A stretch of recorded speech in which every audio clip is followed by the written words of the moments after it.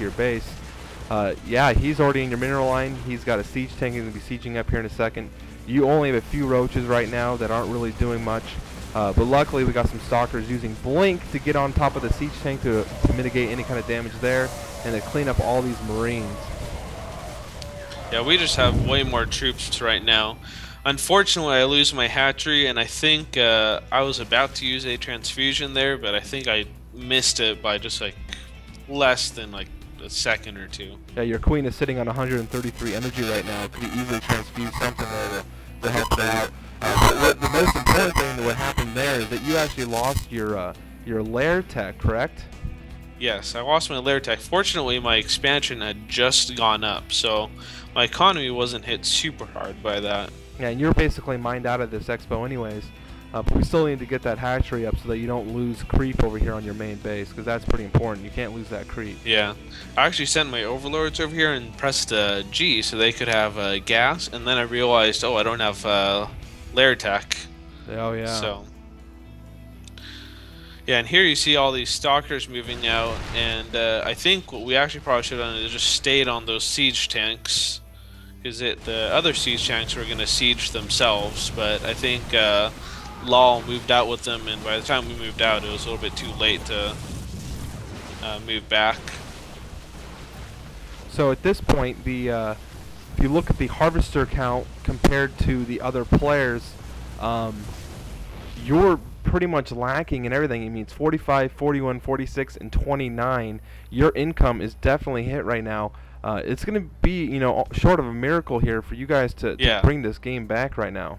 Yeah, they're at 100 supply, 85 supply, and no, my partner's at 85. Sorry, but they're out supplying us right now, and they're just sitting here with their siege tanks. And right here, I actually think they could have taken this expansion.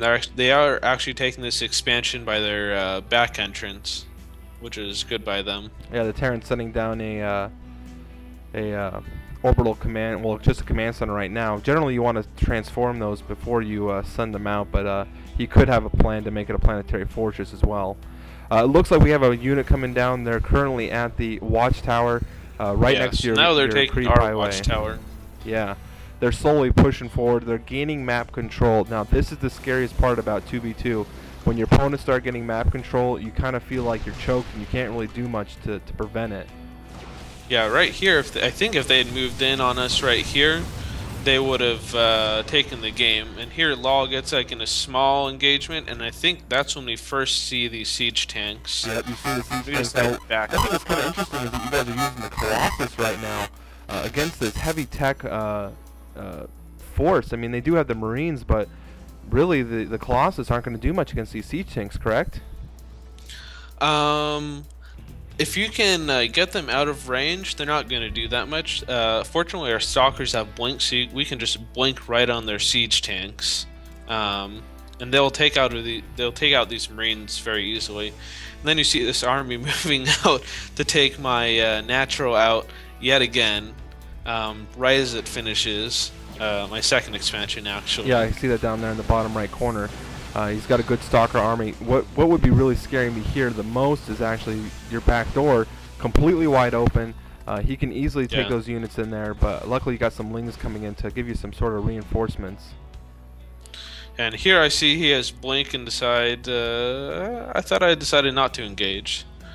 It looks like you're going to try to do a run by actually into his expansion. Yes. That would probably be so one of the nice things about like one of the ways to fight siege tanks is that they don't give opponents very much mobility, so moving back is really not that easy. So if we can get like some lings by, then you can harass their mineral line. Now, one thing to note is they do have now battle cruisers. They're high on the tech tree. You are doing some sort of damage here to their income. You're lowering the production of the probes down to only 25 now. He is pretty crippled. He is trying to do a mass expansion. He's sitting on 4 base right now, and a 4 base Terran could be quite a deadly Terran. But he's trying to here we decide, it's scary. Here we're trying to just mass up for one final push to see if we can maybe break out of this.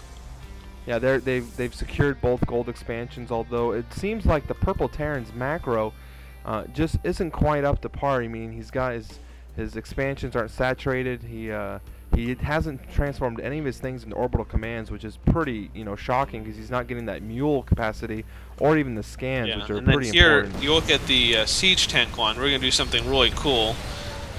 So right now you got the siege tank. They're taking out a few of them using the blink. Let's see if you can get up there and blink up on top of those ones. That would be pretty cool. There you go.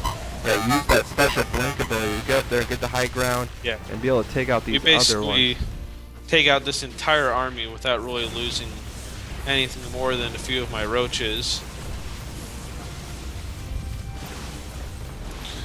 Yeah, and that's one of the key parts in this game. They didn't have a missile turret out here to detect my roaches, so I could just burrow right under their tanks and then get there.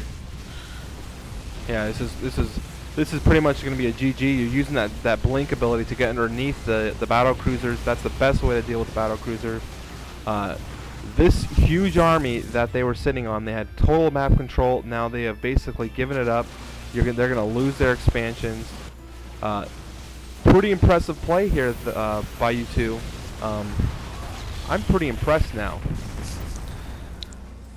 If you look at the supply, definitely nice to be able to break something out of like that, because having been way down in the supply. Now, if you look at the current supply, they're sitting at 66 and 85, while you two have now gone to 86 and 91. You've gone from having them basically doubling your supply to now you're over their supply. It's pretty impressive the way that you can dramatically shift the dynamic of a game. So now you're sitting at the back door of the Protoss player. Yeah, and then now we have the now we feel comfortable in expanding, and the only thing we're worried about right now is that small fleet of battle cruisers that we saw. And we're wondering, is he making more siege tanks or is he making more battle cruisers? Because they're different units that we have to make in order to counter that. Yeah, you can see he's got a small force. He's going to try to come over here and take out your expand. They're going to try to prevent you taking out their expansion. It's probably going to be futile though, because the blink on these stalkers is just too much for the siege tanks and the battle cruisers together. They're going to need something a little better. I would have gone to like Marauder tech. Would have been great in this situation, especially against those stalkers. Yeah, they do. They have bonus damage against roaches and stalkers, if I'm not mistaken. So I think that would have been a better tech, and they could have had a better army. I think unfortunately they don't have many tech labs in their barracks, so I think that's why they didn't do that. Well, I mean, I sometimes wonder. Well, he knows how to use tech labs because he has them on the other things, but if he has none of his barracks are currently outfitted with tech labs. His research, his engineering bay, he's got no infantry upgrades, and he does have one on his probably airplane. My guess is that those infantry are just a way to spend his extra gas, because he's got a very gas intensive army with siege tanks and battle cruisers.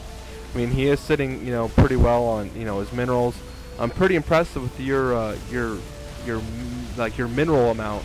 You're fairly low with both gas and minerals. You're using all your production. Unfortunately, your buddy here. Go ahead. Yeah, you're totally right. That's really important for Zerg to be constantly using all their minerals and their current resources. You'll notice that LoL has a very high surplus of close to almost 3,000 gas sitting there and 1,000 minerals. Yeah, it's much easier for Zerg to keep without any money, because you can just make more hatcheries and you can adjust what units you make to stay low on both of those. With Protoss, you have to make more tech structures. So you can see that you've neutralized the entire Protoss base. They have no more working probes. At this point of the game, you could say it's almost a game over. He does have 18 harvesters, 17 harvesters somewhere around the map. I can only see 2 from here. Oh, he's hiding them in the back of the base. Yeah, he's got really no production anymore, and this is where you can basically waltz through and take out all the pylons and secure all the base.